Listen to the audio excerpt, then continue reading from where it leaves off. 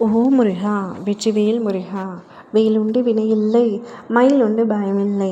என் அன்பு தங்கமே, உன் உயிருக்கு உயிரான உறவிடமிருந்து மங்கள செய்தி ஒன்று இன்று வரப்போகின்றது. உன்னுடைய துணை ஒரு முடிவை எடுத்து விட்டார். அப்படி என்ன மங்கள செய்தி என்று ஆர்வமாக கேட்கின்றாயா என் அன்பு தங்கமே? கேள், இதை முழுமையாக, உனக்கே நன்றாக புரியும்.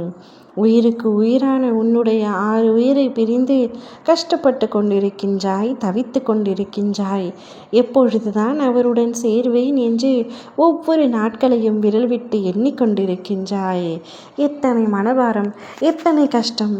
உண்மையாக இருந்தால் ஆண்டவன் ஒன்றிணைத்து விடுவார் என்று கூறுகின்றாரே, ஆனால் அது முற்றிலும் தவறான ஒரு கண்ணோட்டமாகவே இருக்கின்றது என்னை பொறுத்தவரை. நானும் உண்மையாகத்தான் நேசிக்கின்றேன், என்னவரும் என்னை உண்மையாகத்தான் நேசிக்கின்றார். ஆனால் எங்களை பிரிப்பதற்காக பல பேர் சதி செயல் செய்து கொண்டிருக்கின்றார்கள். அந்த சதி வலையில் சிக்கிக்கொண்டு இப்பொழுது நாங்கள் பிரிந்து இருக்கின்றோம்.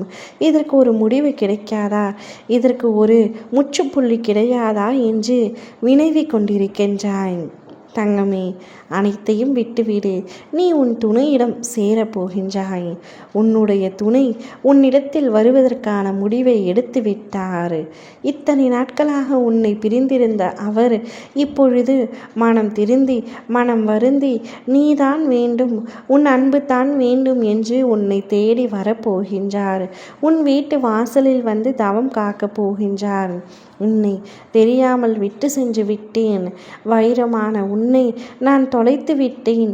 உன்னை தொலைத்ததுக்கு பின்புதான் உன்னுடைய அன்பு எவ்வளவு முக்கியம், உன்னுடைய அன்பு எவ்வளவு உன்னதமானது என்ற உண்மை எனக்கு புரிய வந்தது.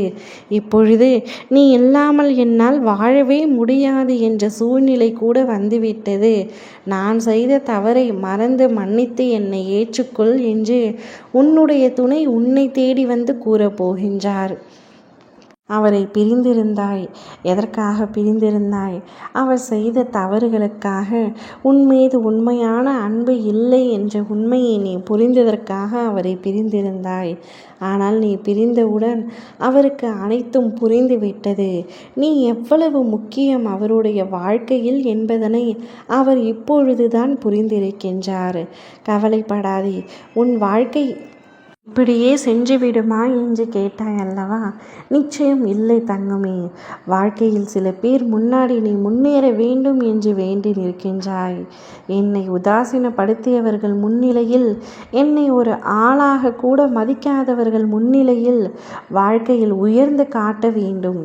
யாரை முக்கியம் என்று நான் நினைத்து வாழ்ந்தேனோ அவர்களே என்னை ஒதுக்கி விட்டார்கள்.